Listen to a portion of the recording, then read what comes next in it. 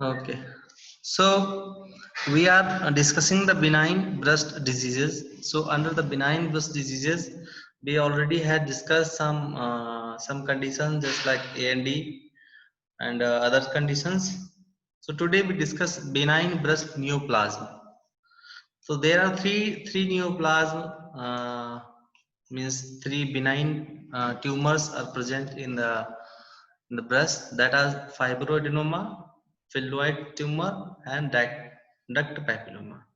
So out of three, fibroadenoma is the most common and most common benign tumor in the breast, and the important thing is that this is the only benign conditions which always remain benign.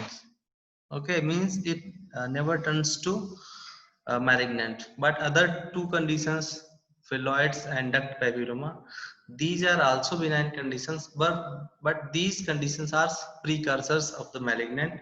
Means a person, if a person has phylloid tumors of the papilloma for the longer time, then there is the very much chance that the conversion rate is very high, so that this that person may have malignant carcinoma of the breast due to these benign conditions. Means these two benign conditions are precursors of malignant. Precursors, you know, the precursors means they can develop the other things. So these benign conditions can develop the malignant things, but the fibroadenoma, it never turns to the malignant. It is purely benign conditions. So now first we discuss fibroadenoma of the breast. So as the name suggests, the two things, fibro and adenoma, means there is two type of tissue is most dominant, that is the fiber, and adenoma means the glandular tissue. Means that is, this is the benign condition where the fibrous tissue, there is a overgrowth of the fibrous as well as the glandular tissue. Okay. So etiology, the exact etiology is unknown, but it has very much relations to the reproductive hormones, just like estrogens. Means the over it has been seen the over activity of the focal lesions in the breast. Means there is a few areas, the few area of the breast which suddenly start overreacting to this, uh, due to these estrogens. You know, it means there is indirect relations with the estrogens activity. If the estrogens is high level, then in that person, it's very much chance to develop this fibroadenoma. As this is benign condition, so it is pure. It is always encapsulated. Means there is uh, capsule around the complete mass. It is covered around complete mass. That is the basic difference with the benign and malignant, what we have already discussed in previous lectures. So this is the painless, the most common complaint of the fibroadenoma is the painless lump. Painless lump is the most common complaint, and the lump is freely mobile. It's not fixed to either skin, either underlying tissue. It is a smooth margins, painless, non-tender, usually has well-defined smooth margins, and usually single, but sometimes it may be lobulated. Means more than one lumps may be there. So there are two type of varieties in there, that is the pericanalicular and intracanalicular. uh, Pericanalicular, you know, the when we see the anatomy of the breast, so there is the ductal system, lobules of the lactiferous ducts, and that is divided by this fibrous elastic lamina. So When the growth is outside the elastic lamina along with this fibrosis fiber tissue as well as the proliferation of the glandular tissue, then it is called pericanalicular. And what is inside the lamina, then it is intracanalicular. So there is little difference between those two, pericanalicular and intracanalicular fibroadenoma. The pericanalicular fibroadenoma are usually single, small, means they never attain a size more than 2 to 3 centimeter in diameters. Okay, means 2 to 3 centimeter is the maximum diameter has been seen in the case of pericanalicular fibroadenoma, while the intracanalicular adenoma is little bigger size. The pericanalicular fibroadenoma are usually harder in consistency, little firm than intracanalicular, which are little softer and bigger in size. So the term is coined, means they are said that pericanalicular fibroadenoma is small, hard, and freely mobile, very difficult to catch. So that's why it's also called the term breast mouse. Just like the mouse, rat means very difficult, very mobile, and the size is up to 2 to 3 centimeter. uh, that's why the breast mouse is the term for the, especially for the pericanalicular canal. In whole, it is also used for the fibroadenomas. Okay, in fibroadenomas, especially for the pericanalicular fibroadenomas, also called as breast mouse. So if somebody asks you what is breast mouse, you should answer fibroadenomas. If further he asks which fibroadenoma, then you say pericanalicular fibroadenomas. Understand? So, but the thing is that it is uh, that it is not necessary that only one type of fibroadenoma can occur in a person. Sometimes both may coexist at the same time. Means a person may have the both type of fibroadenoma, pericanalicular and intracanalicular, at the same time at the same breast also. So that's why the one more thing that in the clinical features, that usually the pericanalicular occur in a younger age from 15 to 30 years, and that intracanalicular usually occurs in the later stage from 30 to 50 years of age. But the thing is that both may exist at the same time in the same breast also. So that is the important things. Next thing, diagnosis based on the history, means what are the age, the symptoms, usually painless, non-tender, and no involvement of the lymph nodes, and no other related features. So the history and physical examination include palpation and the uh, inspection and palpation. Show that usually in the inspection nothing can be seen, because that nipples are almost normals, means there is no retraction found in the nipples uh, in the fibroadenoma.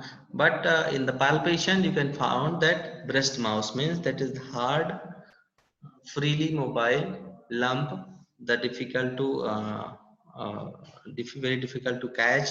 But if you catch in between the thumb and index finger, then you can hold the mass.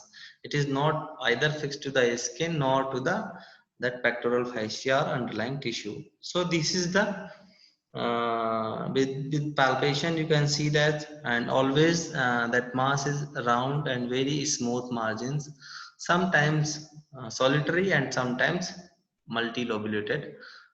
This can be this kind of that findings may be presents. And investigations for the diagnosis, that Mammography has no relations, means mammography is not significant in these cases because the mass is not fixed. Whenever the mass is fixed, then mammography has the some significance of the, so that's why in the mobile lump the mammography has no, you can advise the ultrasonography, so you can differentiate between the cystic lesion and the solid lesion. The best tool is that FNAC. FNAC, that fine needle aspiration cytology, it take that it gets few tissue, few cells, so you can know which type of cells are there. You know, so FNAC is easy for the diagnosis. And next, if FNOC is not clear, then go for the excisional biopsy is the that therapeutic as well as diagnostic. Then the surgical management is the only management for this fibroadenoma. Uh, Usually, no medical management is required because it's not effective. Sometimes in Ayurvedic clinics in our field, some patient come and ask for the Ayurvedic management.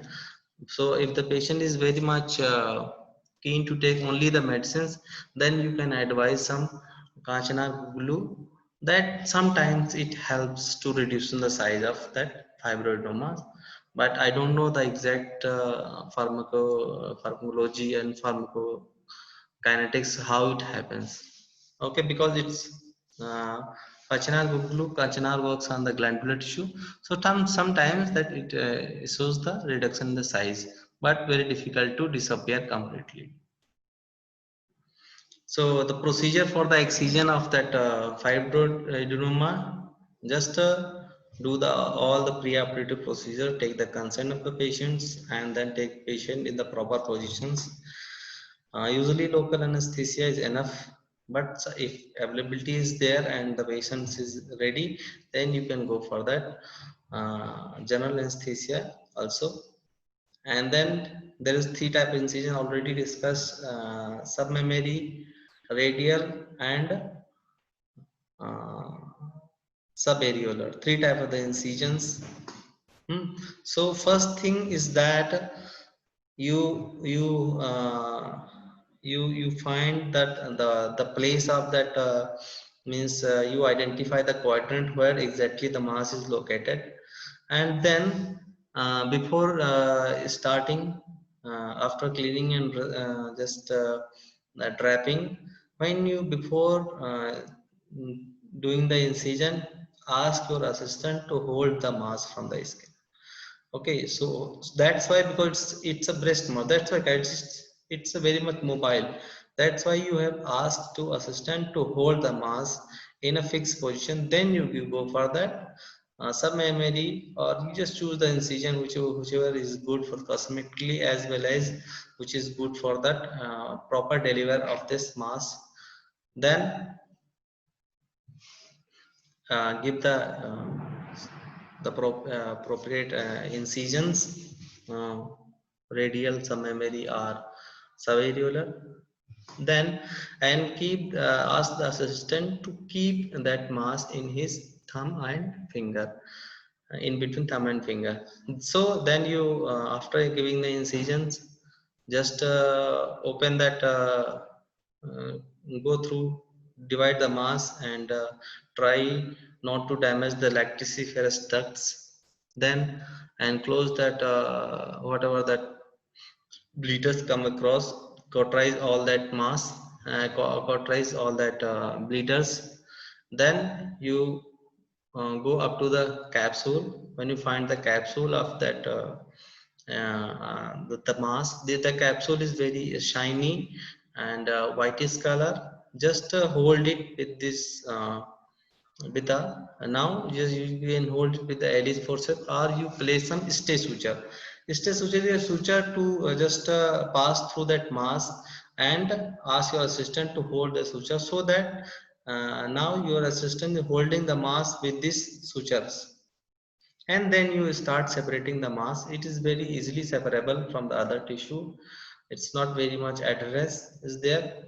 And then you just deliver the mass outside the cavity. If it is you are not able to deliver, means it is a bigger size. Sometimes it happens from the so from the incision, you see the mass, maybe the conical, sometimes usually is circular.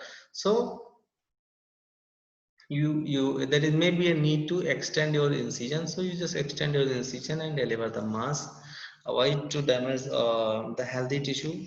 Then after delivering the mass, you just see the cavity, and there's a there should be hemostasis. If there is any bleeder, you just cauterize that bleeder. And if the cavity is very big, then you need to place some corrugated drainage. Otherwise, give some absorbable suture and close the cavity. Then close the skin with the interrupted sutures, or uh, continuous sutures. uh, Whatever you suggest is your choice. Any sutures you can give. Subcuticular sutures are usually better, because they gives more cosmetics. So the incision is very minimal, the scar is very minimal, so subcuticular incisions sutures are very good. Then you dress the surgical wound and do antiseptic dressing and supporting bandages. After 7 to 8 days, you can remove that. If you place the drain after 40 hours, if there is no collection, you can remove the drain. No soakage, then you can remove the drain. And after that, after 7 to 10 days, you can remove the sutures. So this is the complete procedure for the excision of that fibroadenoma. After excising the mass, you must send it to the pathology lab to confirm the diagnosis. So this is the up to the treat. This is the complete procedure for the fibroadenoma breast. So next, other two conditions, phylloid tumors and papilloma, duct papilloma. So these two conditions are precursors, we already discussed. Phylloids is the name given because the appearance is just like the leaf after attaining a big size. Usually that this phylloid tumors has it shows very much variation in these characteristics. Means sometimes it's very small, sometimes it's attain larger size, sometimes it may be remain benign, sometimes it may be malignant very quickly.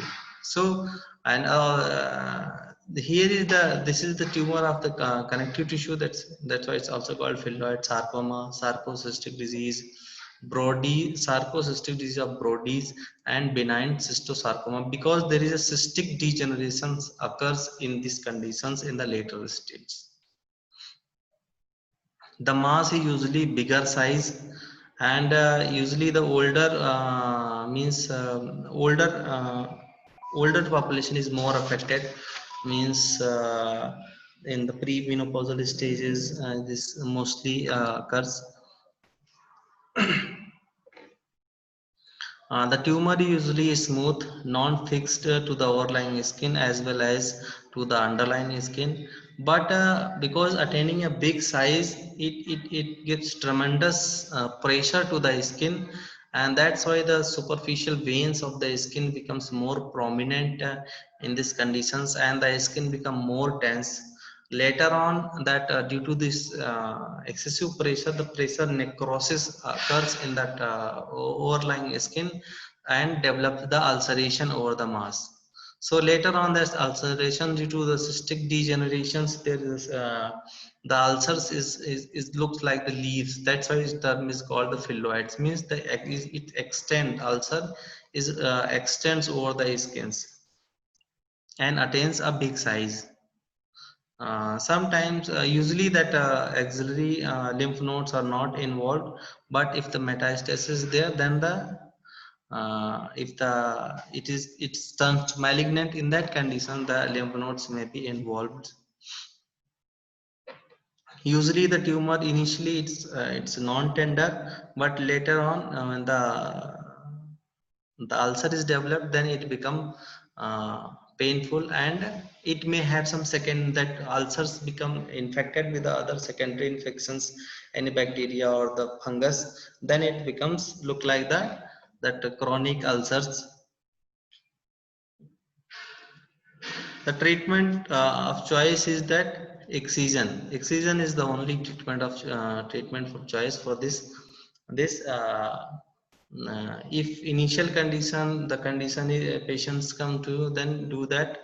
That excision of that mass is or the mass is enough. But if the patients come to later, then wider excision or that simple mastectomy, uh, or that particular quadrant can be quadrectomy can be performed to save the uh, should save the life, because if some tissue remains, then that may have the malignant changes.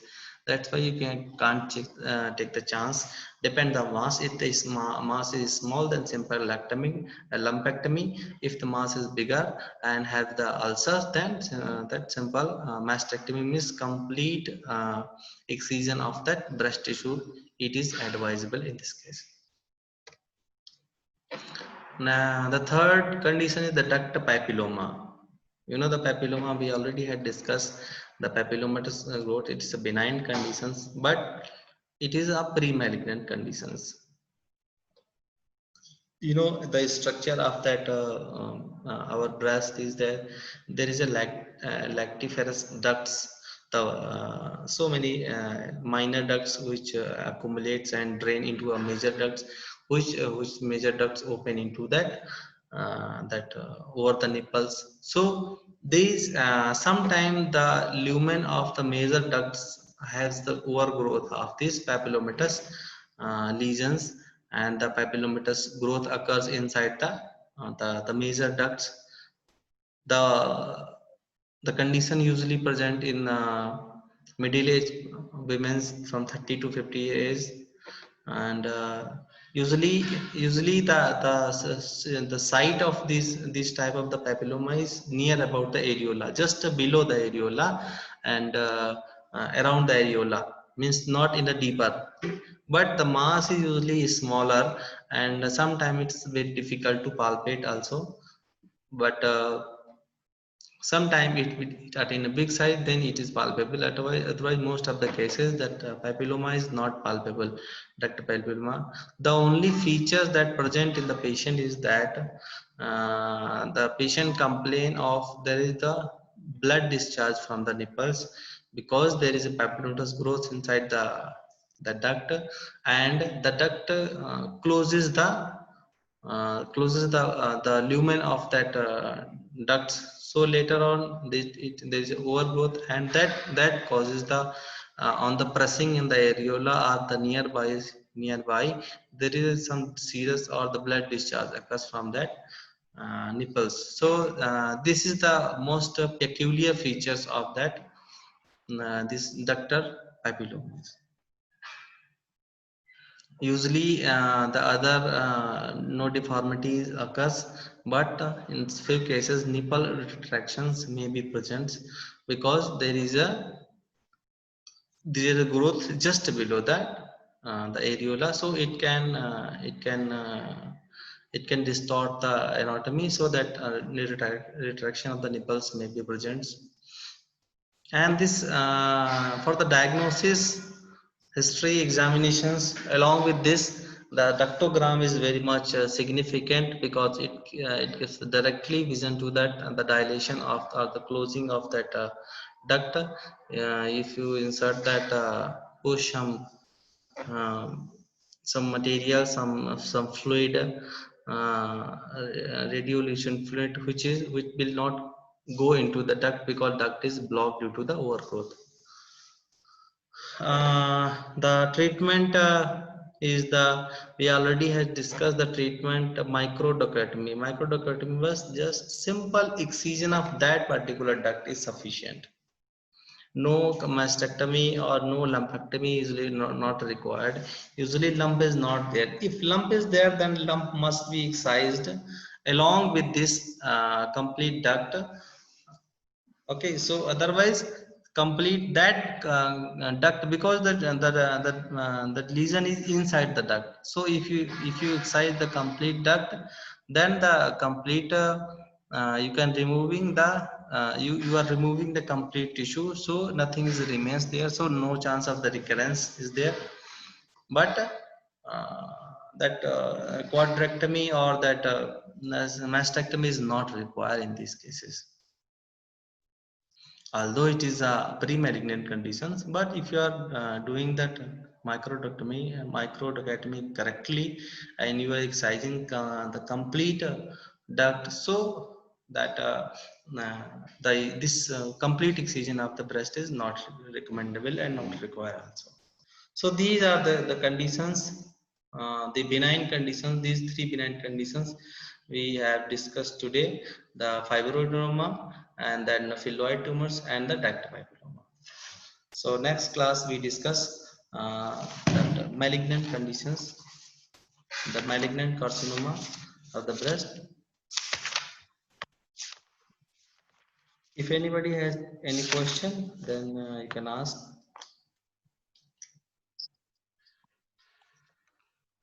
Then we go for the attendance. 1, Yes, sir. 2, Yes, sir. 3, Yes, sir. 4, Yes, sir. 5, Yes, sir. 6, Sir. 6, Yes, sir. 7, Yes, sir. 8, Yes, sir. Yes, sir. दो लोग बोल रहे हैं, 10,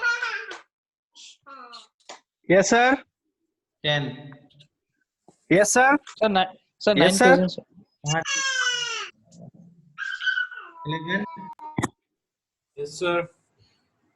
12, Yes, sir. 13,